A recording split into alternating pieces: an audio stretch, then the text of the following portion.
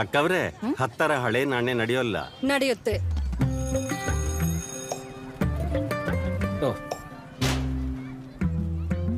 10ರ ಹಳೆ ನಾಣ್ಯ ಮಕ್ಕಳೇ ಇದೀಗ ನಡೆಯೋಲ್ಲ.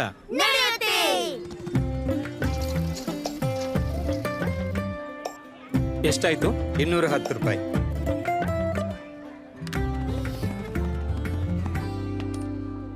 ಅಣ್ಣವ್ರೆ, 10ರ ಈ ಹಳೆ ನಾಣ್ಯ ಈಗ ನಡೆಯೋಲ್ಲ. ನಡೆಯುತ್ತೆ.